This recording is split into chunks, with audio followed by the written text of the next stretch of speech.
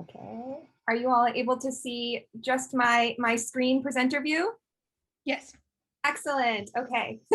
First time that it actually worked. So thanks so much. I call this talk engaging conservative-ish women because it's really not so much, diehard conservative women as just people who are in the middle of the spectrum when it comes to how they vote. Sometimes they vote liberal, sometimes they vote conservative, sometimes they vote NDP, but they traditionally are characterized as being more conservative-ish. Also, thanks everybody for coming to this. I have to say that first, and I really appreciate everyone joining in for this amazing day. So me, I work at Clean Prosperity. If you don't know us, I guess I just quickly shorthand us as the more right-leaning, market-based climate NGO out there. We work with all parties, a lot with the Liberals, the NDP and the Greens, but we really try to get in there and take meetings with conservatives and bring them along when it comes to climate. And so part and parcel with that, with the marketing and comms agenda, is making sure we're communicating to those people in the public facing sector, on the public awareness side, talking to the same people, people who might not otherwise be finding the climate messaging so accessible.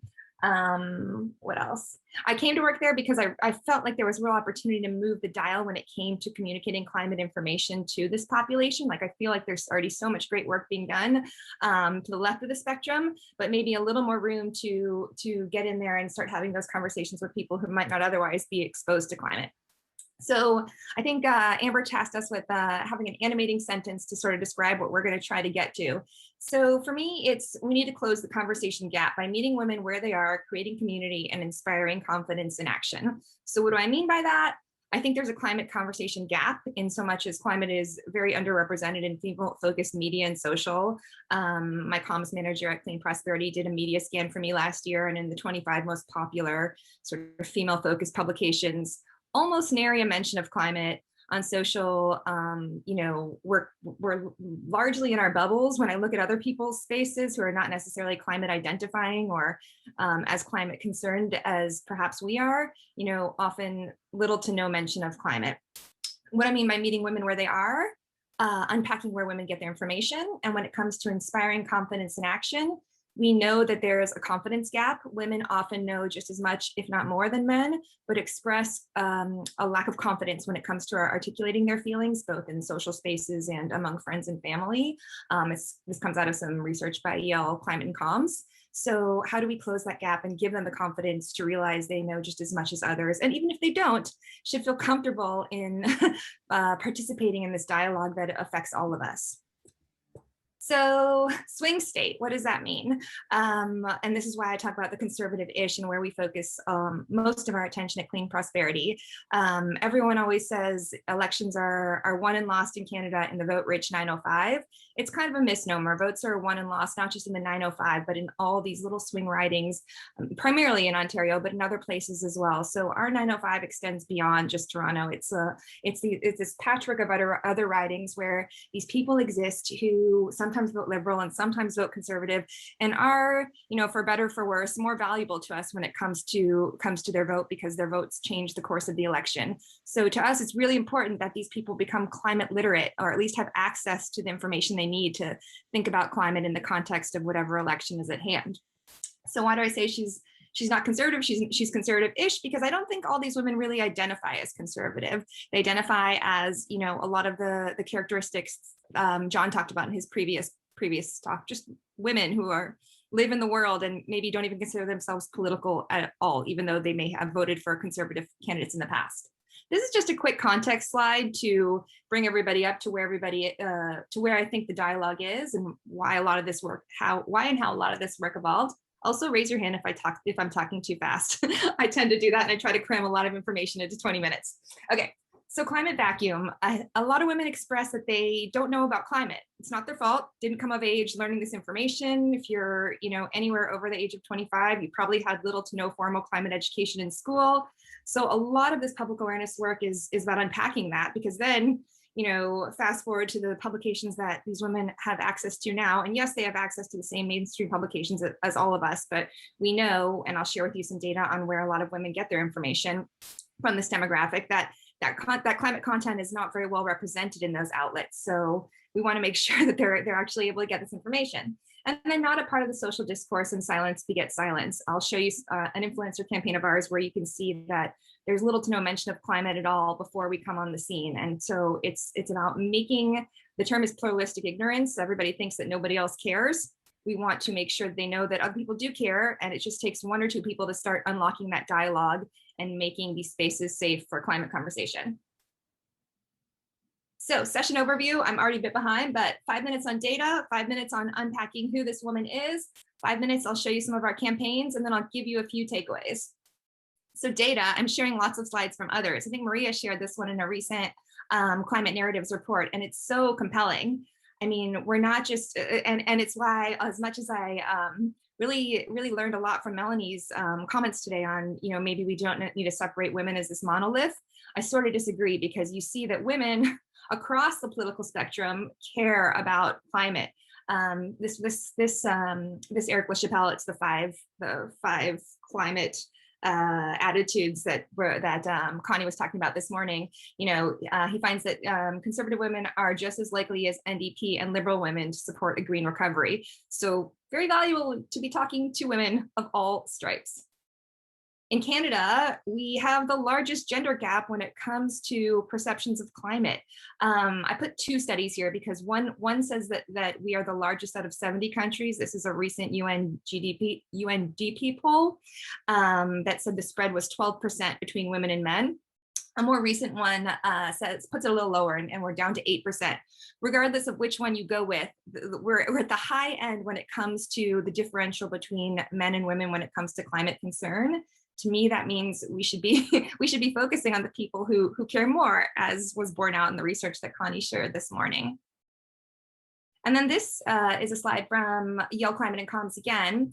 And it might not seem like a large percentage, but when you look at the fact that over the past year, and this is from 2018, but over the past year, have you changed your opinion about global warming? Women 10% have, men 6% have. Doesn't sound like a ton, but when you think about the fact that elections are won and lost on very, very small percentages, knowing that a population is more movable means we should focus greater attention there.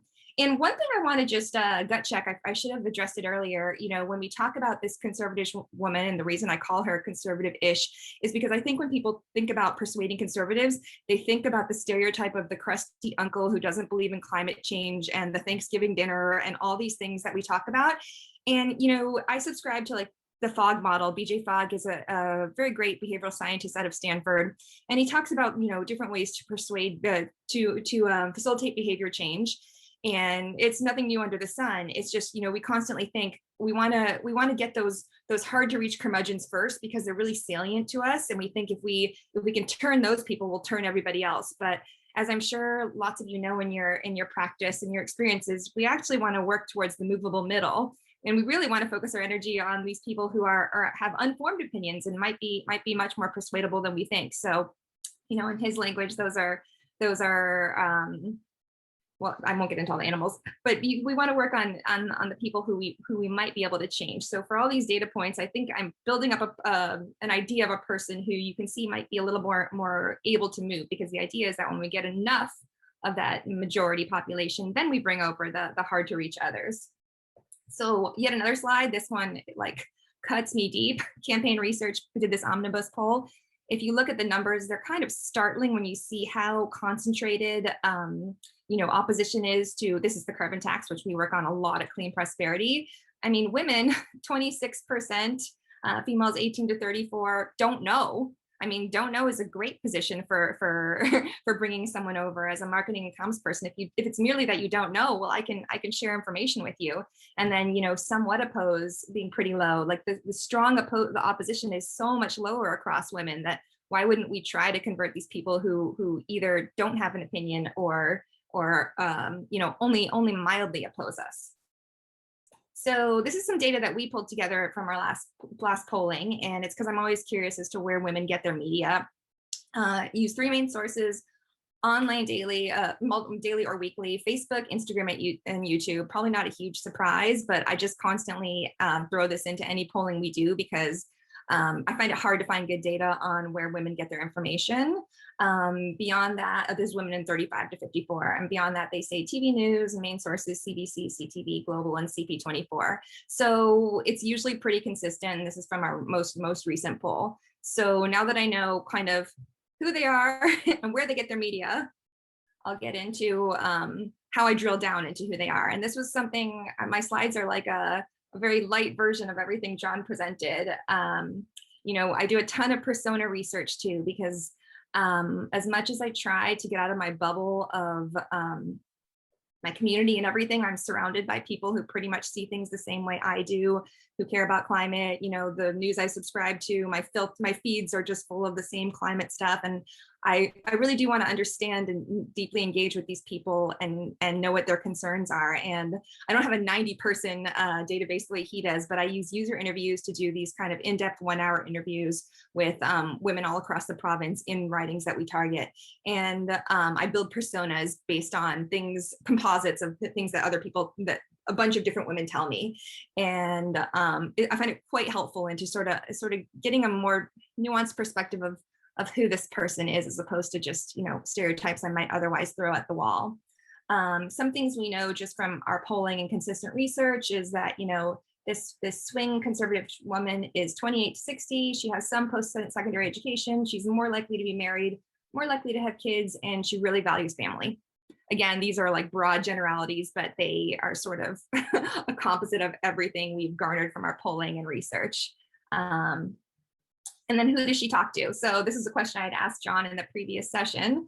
And it's why I'm so interested in social media silos when it comes to men and women. I put up, I'll send you guys the slides later if you want to look more clearly, read all the commentary. But basically we know that when we share things, the ecosystems, when I do the same ad for men and women, the ecosystems are very different.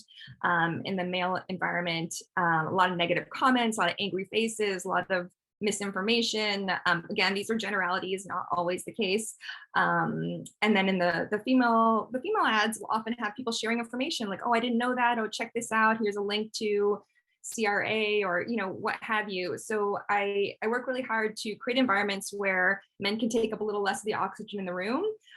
Because we're realizing that, you know, these discourse styles are so different, and there's sort of a tendency for, you know, men to express their views very fulsomely and women to just sort of fall back to the wayside. I think it's essential to give women their own space when you're communicating your climate ideas, because you want to maintain the positivity of the ecosystem, and you don't want, you know, these backlash effects where you see a bunch of negativity that is actually not what is felt by the whole population.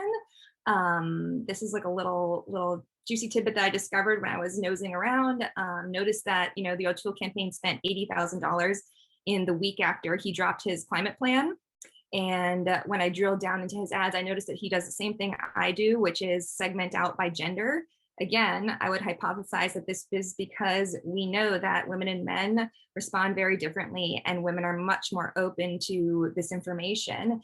And the reason I think it's so important is because I think it's misleading social proof, meaning that, you know, you're in this ecosystem where you see a whole bunch of negativity and you think that's the dominant ideology, when, you know, in fact, poll after poll shows, you know, more and more Canadians are concerned about climate. So if we can keep these accessible, interested women in environments where they see positive and, you know, encouraging and helpful information, I think all to the good. So campaigns, I'm just going to do a quick run through some of our most recent campaigns. Our big one is our annual rebate campaign, which we do just to help further public awareness of the carbon tax and rebate, because we shockingly know that still 2/3 of Canadians are unaware of the fact that there's a rebate.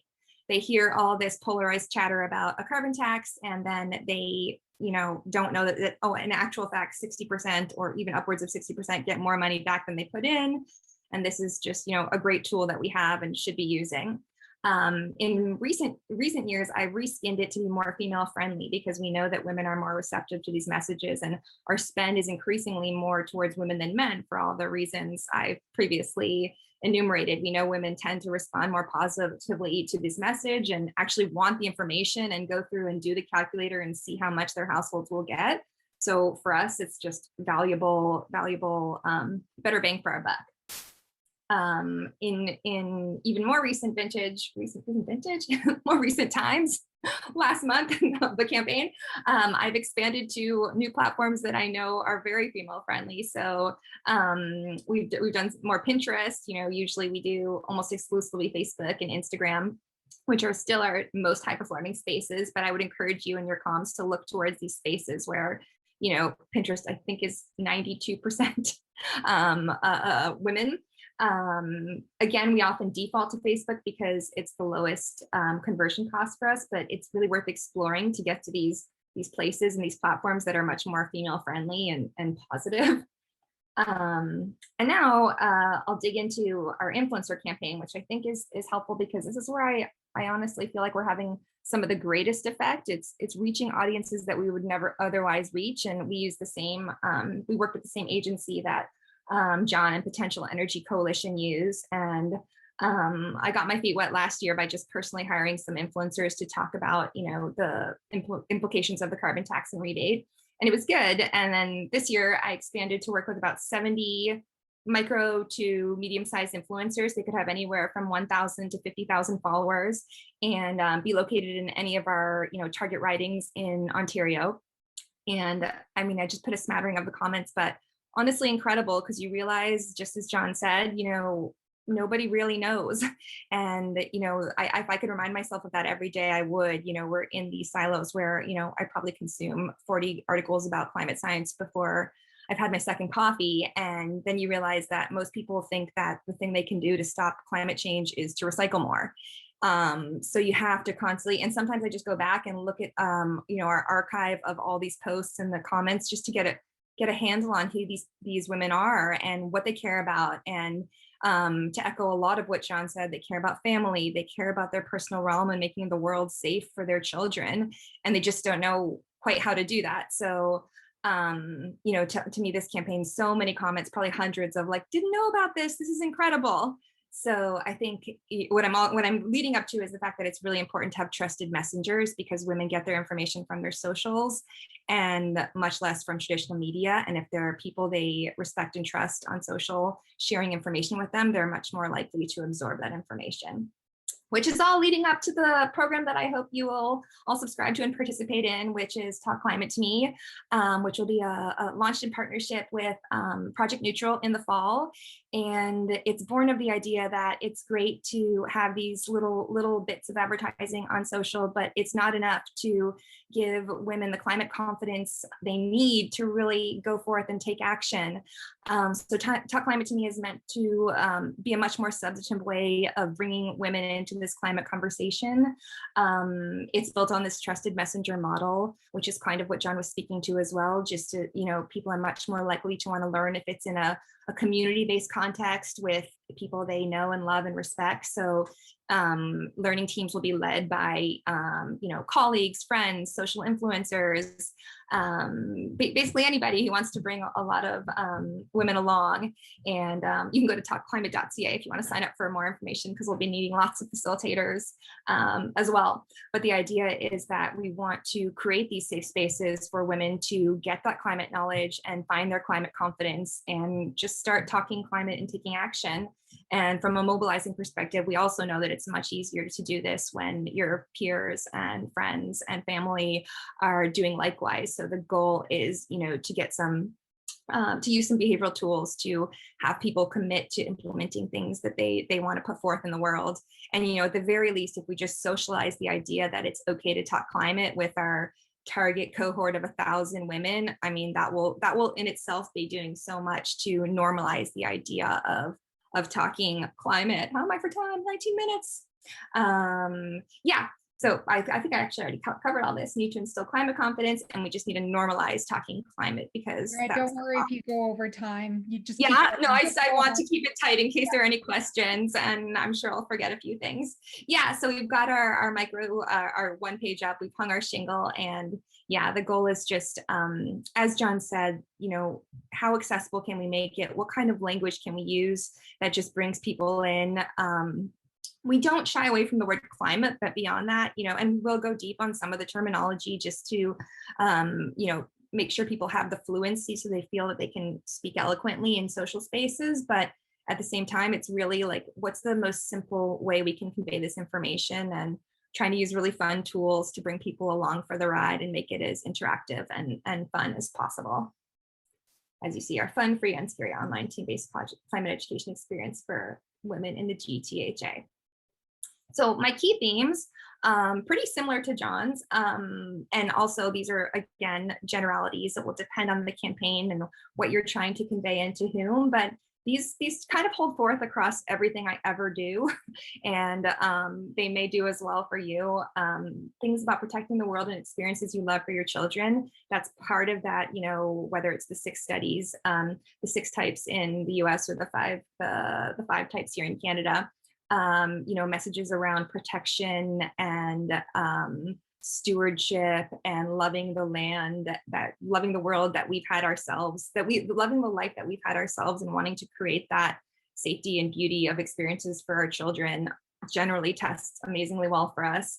And Later is Too Late, I actually, after meeting John's counterpart last year and sort of cribbing some of her ideas, I began testing them. And I'm pleased to report that Later is Too Late is also the most effective messaging I've found in Canada.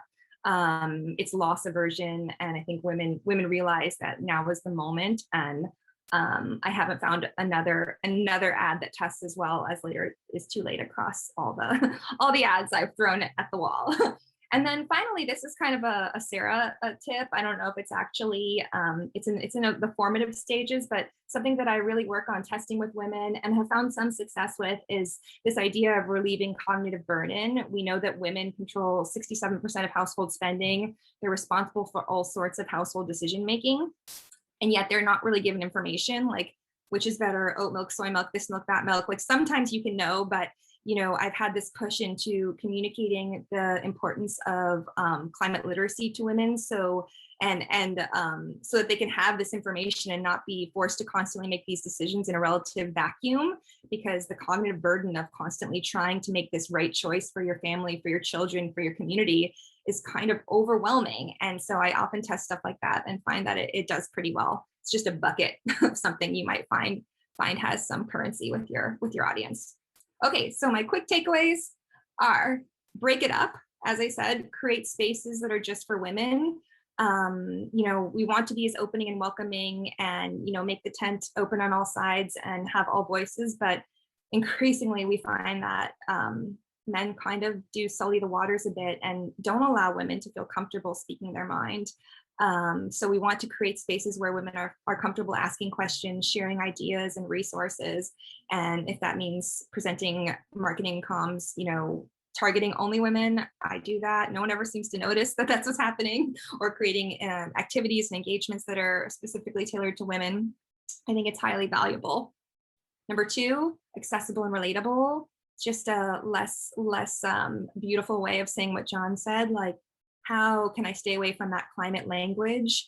I think it's almost like you get so used to it that you can't even see it anymore. And I forget that most people don't care what a just transition is, or like anything that don't know methane from, you know, anything else. I tell the story of a focus group I did where these lovely women who really do care just didn't know where climate change came from. And that's borne out by you know, John's slide as well. You know, they're like, I think fossil fuels, which I think come from dinosaurs. And, you know, just, we weren't given this information, and it's quite hard to find it when you don't know where to look.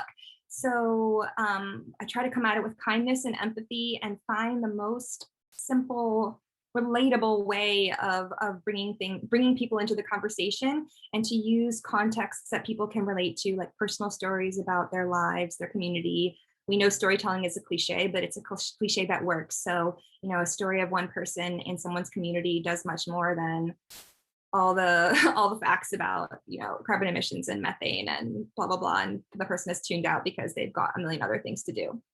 And then my final tip is to find your trusted messengers. And, you know, sometimes these are community people that you reach out to. Sometimes they're paid influencers on Instagram because they have a line into women that I would never otherwise be able to reach. But they're so important. And the more we can get those people to, you know, galvanize the communities, the better off we'll be. Because, you know, just as it's super important, I hate the debate between individual action and systemic action. But we know that, you know, individual action has force multiplier effects. And if an individual action is taken by an influencer who has 10,000 followers in Milton, Ontario, and has never talked about climate change before and suddenly does, well, then all her followers are suddenly like, hey, it's okay to talk about climate change too. I'm not scared anymore. Or, you know, maybe now I'll investigate this thing I was nervous about, or I'll broach the topic of getting an EV to my husband. And, you know, those trusted messengers do the work for you and open the doors and speak to your communities in ways that, you know, you might not be able to, or maybe you can. I'm just speaking for me. And that's it. I always end every talk with my favorite quote also, because I think a lot of women, despite not knowing about climate, are deeply scared of it because there's a doomerist mentality that pervades, that, you know, this is already a done deal and I've got to just look away and I can't engage and I've got enough to do, let someone else take this on. And I love this quote by Eric Holthaus, who's a meteorologist and writer, that, you know, and I try to use this in anything I frame to women I'm speaking to give them the power and to say, you are live at just the right moment to change everything. Just spin this idea that there's nothing can be done on its head and say, you have great power. And even if you don't think you do, and if you think you're just a mom in Brampton who, you know, can't get anything done, you can. and that's what I try to imbue everything with. So I think that's the gist of it. If you have questions, I'm happy to answer them. I went over, Maria, by 5 minutes. Sorry about that. If you want to follow Talk Climate, if you go to talkclimate.ca, you can get updates on the program as it develops there. I put our two websites, fairpathforward.ca is sort of our public facing website where we try to communicate carbon pricing, heady climate policy stuff to a largely climate disengaged audience. And then Clean Prosperity is our, you know, main site for wonkish news on all sorts of climate policy shenanigans. So thank you so much for listening. And I'm sure there's so much wisdom here that people have lots of insights to add, and yeah, throw them at me. Or I can stop sharing.